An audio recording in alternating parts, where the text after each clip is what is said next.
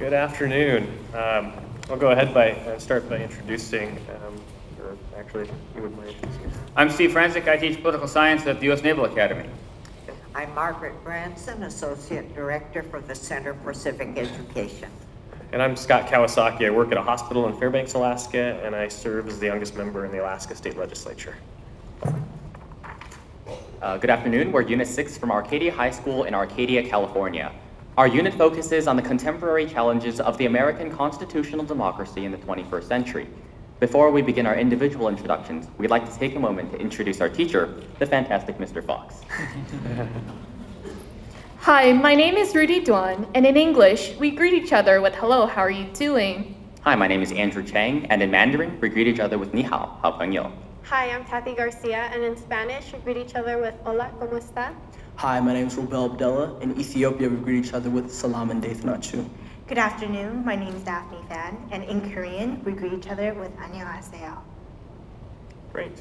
Today we're on Unit 6, and it's question number 3. In comparison to other democracies, the American political culture still contains many of the values that make for vibrant democracy, and these may have even increased over the past several decades. Tocqueville would not recognize contemporary America, but he still might conclude that his observations about democracy in America generally hold true today. Do you agree or disagree, and why? Tocqueville said that there was greater opportunity and equality of condition among people in America than anywhere else. Is this still true? What evidence can you offer to support your position? And finally, Tocqueville said Americans sought to rely on their own efforts to solve problems and resist the evils and difficulties of life. Is this still true today? What evidence can you offer to support your position? America has long been held by the international community as the exemplary model of a vibrant democracy, marked by opportunity, active participation, and education. Indeed, the proliferation of the media and the increased citizen awareness of today affirm Tocqueville's original perceptions of the United States. Thus, we agree with Dalton's conclusion that Tocqueville's observations still apply. The American political culture remains as dynamic and distinctive as when Tocqueville first arrived on American shores in 1830. The national populace today is even more prone to protest and demonstration, a hallmark of a vibrant democracy and a reflection of the political opportunities that so impressed Tocqueville. With the recent healthcare bill signed into law by President Obama, triggered intense protests across the nation. And grassroots movements such as the Tea Party are enjoying increased publicity, if not traction, with the national audience. In a less tangible sense, Americans still possess a greater sense of civic duty, another defining gauge of an active citizenry than other advanced democracies. In a 2004 study conducted by the International Social Survey Program, Americans attach more importance to citizenship items such as voting, military service, and being socially active than any other country. Moreover, technological advances that Tocqueville certainly would not have recognized ensure that personal opinions can reach a wider audience faster than ever before. In a recent survey, 62% of Americans reported perusing through opinion websites and blogs regularly. If anything, the American political culture has exploded beyond the mere town hall meetings and discussions of Tocqueville's time. Similarly, America still offers immense opportunity and equality of condition. Even though these qualities may no longer be unique to the United States, and we have significant gaps in economic and educational achievement that need to narrow, we possess communities of remarkable liberty and equality that continue to draw immigrants to American shores. My parents came to America from Addis Ababa, Ethiopia. My parents came to America from Oaxaca, Mexico. And our parents came to America from Beijing, Shenyang, and Shanghai, China. The opportunities they now enjoy are almost unheard of even in other industrialized, established democracies. In the field of education, America also offers myriad opportunities for self-advancement regardless of social status. While some so-called social welfare countries may offer a better benefit or two, we believe that the palette of opportunities available to all Americans, from accessible K-12 education to basic assistance programs, is still extraordinary. However, just as 2 centuries ago, Americans still primarily seek to rely on their own efforts to resist the evils and difficulties of life.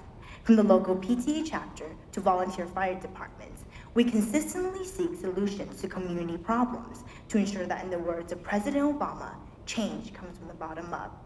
In fact, America is home to no less than 52,000 influential non-governmental organizations. Tocqueville believed that it is this spirit of association that has sparked such remarkable activism and participation in the United States, and this trend continues today. Yet in many situations, citizen reliance has moved from local and state institutions to the federal government. A primary example of this shift in responsibility can be seen through the Federal Emergency Management Agency. Over the last 10 years, the number of FEMA declarations of natural disasters and government assistance was 120% of what it was in the 1990s. Thus, even though Americans still work on their own to resist the evils and difficulties of life, we also witness increasing reliance on the national government. Truly, Tocqueville would not have recognized the United States as it is today. However, America still possesses the defining markers of a vibrant democracy that was once so uniquely impressive. Thank you. I wonder if you would like to distinguish between equality of opportunity and equality of condition, and then address what you think the government's responsibility is or is not in producing either equality of opportunity or equality of condition. Well, to address the first part of your question, equality of opportunity is the ability for every single citizen in the United States to achieve a particular goal. However, equality of condition is a form of high egalitarianism that seeks to minimize the differences in material wealth between all citizens in the United States. To answer the second part of your question, we can see that the national government is only there to assist the local and state governments, and hence federalism. We can look specifically to the field of education, that in the United States Constitution, education is left to local and state governments. However, the national government, it is in their responsibility to assist the local and state governments through programs such as Race to the Top and No Child Left Behind. I think it is the primary responsibility of the government to ensure equality of opportunity, because this is the one quality that can be assured to all Americans regardless of social class or background.